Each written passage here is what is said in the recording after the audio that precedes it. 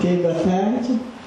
Obrigada. Primeiro quero super agradecer o convite de fazer parte dessas histórias e memórias. Acho que no meu caso vai ser mais memórias do que história.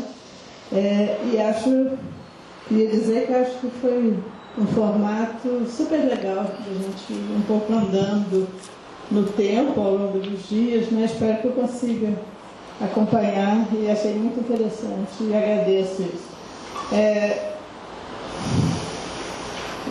Como a Jupira falou, eu tive uma participação muito pequenininha, mas intensíssima da minha memória nesse início dessa construção da política. Foram os 6 meses mais intensos da minha vida.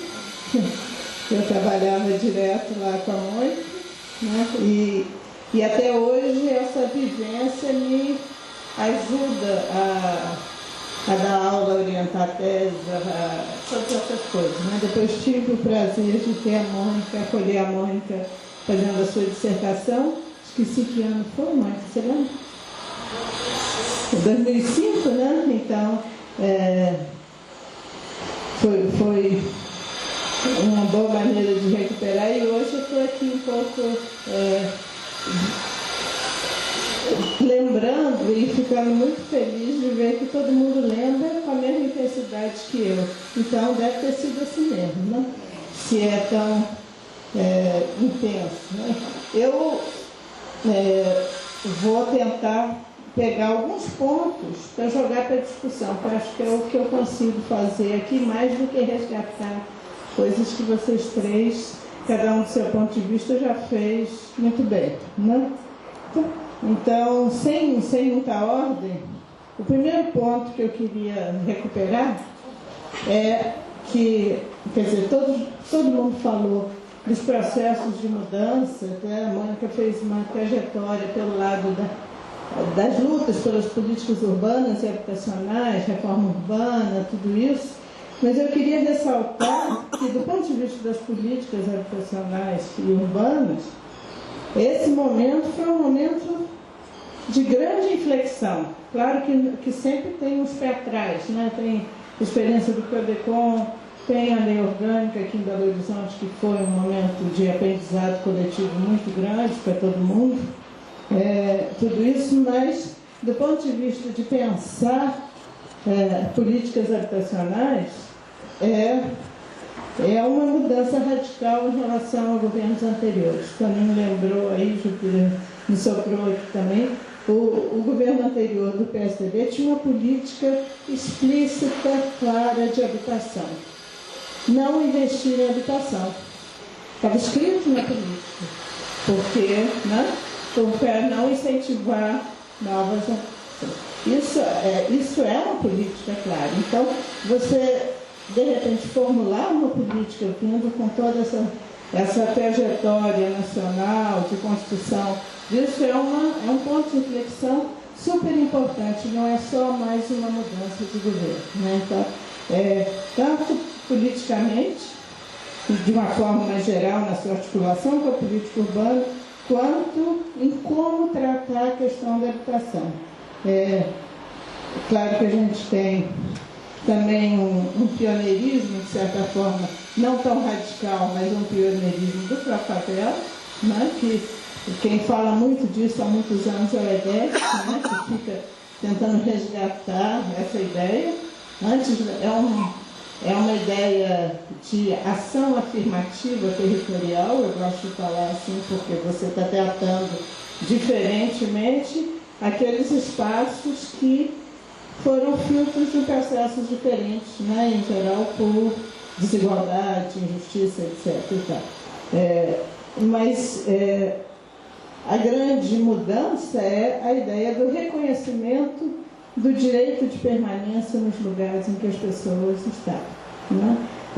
Isso se contrapõe radicalmente à ideia de remoção, como as políticas da XBEL, que era uma companhia habitacional. Luciana estudou aí a XBEL na sua dissertação de uma forma muito intensa também. E, junto com isso, eu acho que é o reconhecimento de que a informalidade é um elemento constitutivo da nossa urbanização. Nossa urbanização é essencialmente informal, popular, etc., com fragmentos de formalidade.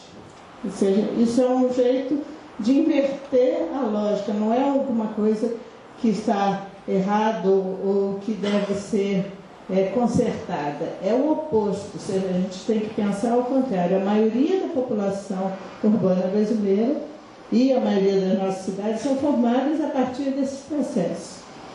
E o resto vem pelas tradições do mercado, etc. Então, e a gente sabe até hoje, mesmo 25 anos depois, muito pouco de como lidar com isso, com várias honrosas exceções, algumas delas, inclusive, nos grupos de pesquisa daqui. Mas, de maneira geral, né, isso vale não só para a arquitetura, vale para o direito, para a engenharia, para a medicina, para todas as áreas. Então, nesse momentinho, você teve uma primeira virada de passar a pensar a urbanização de uma outra forma. Estamos ainda muito longe disso, mas eu acho sempre bom reforçar que a gente pode voltar a continuar pensando assim, né? O segundo ponto ligado a esse é a ideia de que, mesmo reconhecendo a informalidade, são muitas as possibilidades de informalidade. Algumas pessoas vão chamar isso de territórios populares, né, que eu até hoje não sei muito bem se eu acho bom ou ruim, mas de qualquer forma, a gente entender os diferentes processos de formação dos territórios populares vai nos ajudar, de formação e de manutenção, claro, né? O cotidiano da vida desses lugares vai gerar políticas diferentes, né? Então, por exemplo, usando o resgate que Mônica fez, as políticas de construção de novas unidades, mesmo que elas se baseiem no mesmo princípio de urbanização de favelas, de vilas e favelas, elas mobilizam dinheiros diferentes, recursos diferentes, práticas diferentes, etc. Então, essa ideia de pensar, decompor, entender mais a informalidade no que é na terra, é na construção, o que gera isso? É a lógica da necessidade, como gosta de falar o Pedro Abramo, ou é simplesmente uma inconformidade com algumas normas existentes? Provavelmente, se a gente fizer uma pesquisa aqui nesse auditório, não deve ter ninguém que mora num lugar que seja 100% regular. Alguma coisa, né, alguém fechou uma varanda que não podia, alguém fez não sei o quê, etc. E tal. Isso é uma natureza diferente de uma irregularidade causada pela necessidade, né? Então, é só para a gente pensar em que, ainda mais quando eu vejo um monte de alunos aí à procura de temas para fazer monografias, dissertações, etc., eu gosto de ficar cutucando isso, de repente pega e alguém ajuda a avançar nessa ideia, né? O terceiro ponto, que eu acho importantíssimo, e que meio que marca uma geração, talvez, ou várias, não sei, é a ideia de que, mesmo sendo bastante participativas, ou em diferentes graus de participação, que todas essas políticas têm, elas apostam que o Estado é que é o responsável pela ação e pela articulação, enfim, por construir a política. A própria noção de política pública é essa, é óbvio. Mas toda a nossa, hoje tem um monte de avaliações, né? Toda a nossa construção dessa política urbana pós-Constituição e da política habitacional, ela aposta principalmente na regulação e no Estado como o elemento central. Ainda numa visão de que o Estado é um ente, ou é uma instância que materializaria a luta de classe, as relações de poder, etc., etc. E se a gente passa a pensar no Estado como completamente a serviço do capital ou qualquer outra coisa, essa própria construção da política, ela se esfacela, ela muda, porque você está construindo a partir de alguns princípios que talvez não estejam ali. Então, estou pensando, de hoje até o debate de sexta-feira, provavelmente essa discussão de que política pública, de que Estado nós estamos falando, né? Na exposição da Mônica fica muito clara a dimensão do resgate do municipalismo, etc. e tal, né? Não vou entrar por aí, a ideia da tentativa de construção de uma articulação nacional em termos de política urbana, nada praticamente em termos estaduais ou metropolitanos ou de alguns níveis intermediários, mas sempre a tentativa de construir uma estrutura de política que a gente pressupõe que seja duradoura, uma vez construída, que ela não poderia ser demolida. Essa nossa ilusão, nós acabamos de ver que é muito mais fácil demolir do que construir, e muito mais rápido, muito eficiente, né? E reconstruir, a gente ainda não sabe muito bem qual o custo disso, quanto tempo leva, etc. Então, mas isso tudo está ligado à ideia de que é o movimento social organizado e o Estado. E pronto, né? Então, eu me lembro muito no início, no início do governo da Frente Belga Popular, quando a Mônica falava uma frase que eu nunca esqueci. Ela falava assim: é preciso preparar os cenários e os atores. E eu fiquei, você lembra disso? Não sei. E eu fiquei, a primeira vez que eu ouvi isso, eu achei muito engraçado, porque eu falei, bom, aparentemente o cenário está dado pela estrutura institucional, e não era nada disso, né? Você tinha, inclusive, que brigar por dentro, né? Brigar por dentro da prefeitura, brigar por dentro da URBEL, brigar por dentro das decisões todas, e é uma coisa árdua, né? Buscar recursos de onde que tem alguém que tem essa expertise, ou tem essa afinidade com tudo isso, né? Então, é uma batalha em várias frentes ao mesmo tempo, né? Fora todo o cenário externo, político, etc. Então,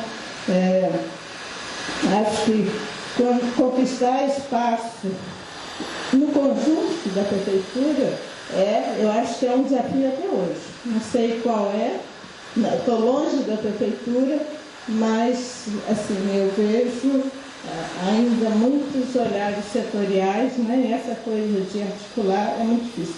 Acho mais difícil ainda, não sei se vocês vão concordar, tá? Com a URBEL, porque eu sempre percebi que havia uma visão das outras secretarias meio assim, a URBEL é a prefeitura das vilas e favelas, então qualquer coisa, não, isso é para a URBEL. Nunca é internalizar, efetivamente reconhecer esse território, formal e informal, como um todo, e trazer para dentro das políticas, seja de saneamento, de transporte, etc. Né? Então, eu creio, não sei, estou só levantando um pouco para a gente pensar que essa distinção ainda não foi rompida totalmente, né? Então, depois, se fosse, estou indo aí? Está um tempinho? Ainda? Tá bom. 8 minutos, ó.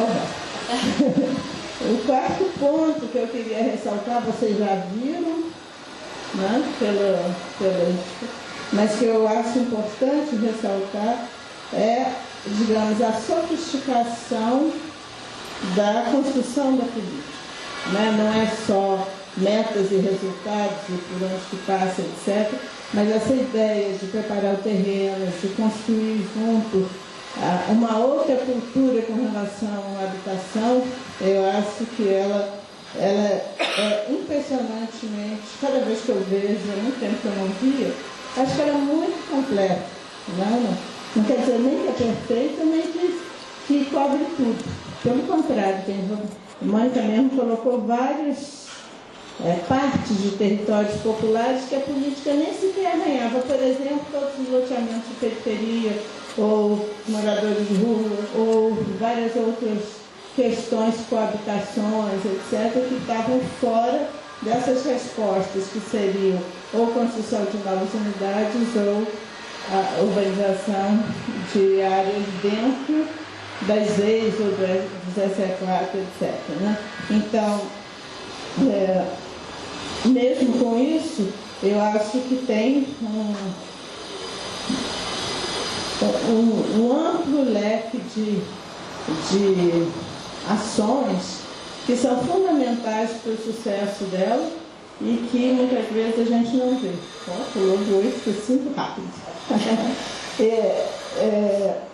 Então, queria ressaltar que eu acho que foi muito importante a questão dos programas de áreas de risco, né? A partir do momento que eles começaram a ser implantados, quando chegava em janeiro, fevereiro, que era sempre a tragédia das chuvas, etc., os jornais falavam, caiu, mas não sei onde, em Belo Horizonte, papapá. Aí você corria lá no jornal e ia ver, era na região metropolitana, não era necessariamente em Belo Horizonte. E, evidentemente, o jornal não fazia essas distinções por motivos óbvios, né? A outra coisa que eu acho que valeria a pena a gente pensar, não é só para a política de habitação, é uma reflexão mais geral, mas é a ideia do papel do plano, né? Dos planos dos PGS, dos planos globais específicos, agora dos PRUs, dos planos de regularização urbanística, etc. Por um lado, tem o lado, digamos, virtuoso e um pouco legitimador das ideias, quer dizer, o plano, tudo que tiver dentro do plano, em princípio, converge para alguma totalidade, né? Mas acaba também tendo a ideia de que o plano pode virar um passaporte obrigatório. E eu aposto nessa, eu acho que ele é importante exatamente por causa disso, mas se ele não for feito com cuidado, com participação efetiva, ouvindo as pessoas, etc., ele vira uma norma, um negócio legitimador, um passaporte para obter recursos, né? Então, tem milhões de trabalhos avaliando PGS e outras coisas assim, em que medida eles estão, em qual extremo desse espectro, né? Então, a gente tem um processo até hoje de apostar no plano, muito mais do que no processo. Não estou dizendo que a política faz isso, mas em outras áreas, né? Todo mundo faz plano de tudo, faz plano de regularização fundiária, de saneamento, de saúde, de etc, etc.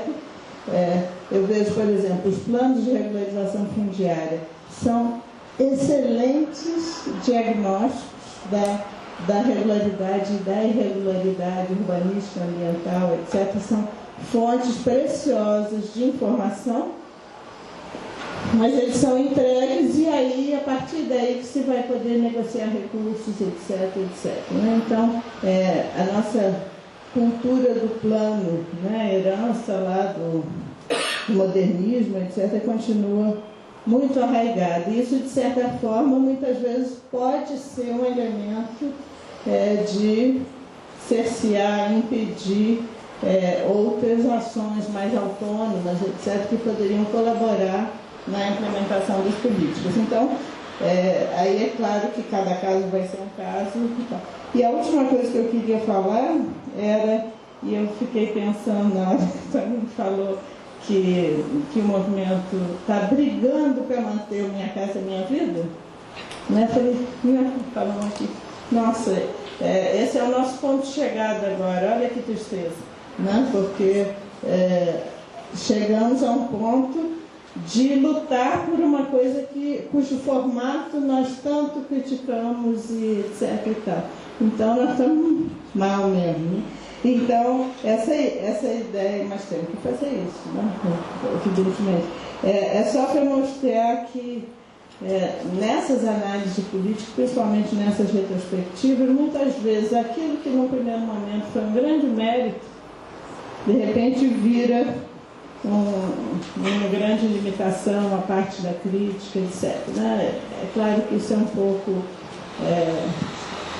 a ordem natural das coisas, mas acho que a gente conseguir debater em que momento que essa virada se dá e por que, talvez se a gente consiga andar mais. O que mais que eu... Um minutinho?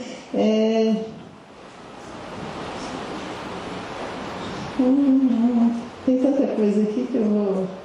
E a última coisa, talvez, que eu queria recuperar, e talvez vá ser objeto dos próximos dias, não sei em que momento, é essa ideia de nós passamos muitos e muitos anos fazendo planos e políticas, etc., sem recursos, né? Em todos os níveis, no federal, no municipal, etc. E a habitação é um ótimo exemplo disso. No momento que, né, por uma conjunção de políticas no nível federal, a gente passou a ter recursos, e pudemos fazer projetos em grande escala, eles vieram já amarrados com formas que meio que desmontavam toda essa construção mais fina e mais sofisticada da política. Eu estou falando, por exemplo, do PAC e outros pacotes, né, assim, que pela primeira vez despejaram recursos de grande porte, né, nas áreas urbanas, tanto na organização de vilas e favelas, quanto na construção de novas unidades.